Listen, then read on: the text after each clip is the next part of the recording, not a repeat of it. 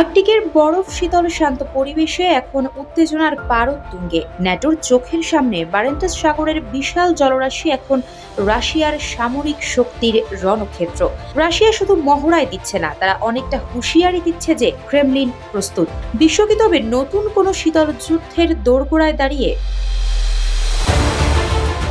গত ৩ জুন বারেন্টাস সাগরের বুকে রাশিয়ান ইয়াসেন ক্লাসের সাবমেরিন আরখানগেলস্ক যখন P-800 মিসাইল নিক্ষেপ করে, তখনই বিশ্ব বুঝে গিয়েছিল ক্রেমলিনের ধৈর্যের বাঁধ ভাঙছে।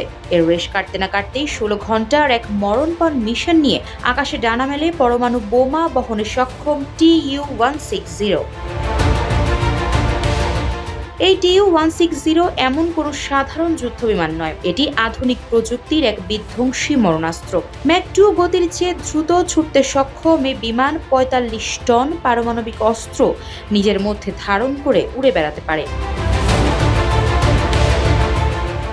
সবচেয়ে ভয়ানক তথ্য হলো এগুলোর আধুনিক HO বা KHO-2 ক্রুজ মিসাইল ৫,০০০ কিলোমিটার দূর থেকে লক্ষ্যবস্তুতে আঘাত করতে, অর্থাৎ ন্যাটোর আকাশ প্রতিরক্ষা সীমার অনেক বাইরে থেকেও রাশিয়া চাইলে যে কোনো শহরকেই নিমেষে ছাই করতে পারে। নরওয়ের F-35 স্টিল ফাইটাররা যতই নজর রাখুক না কেন, এই প্রযুক্তিগত সক্ষমতা ন্যাটোর জন্য এক দুঃস্বপ্নের কারণ হয়ে দাঁড়িয়েছে।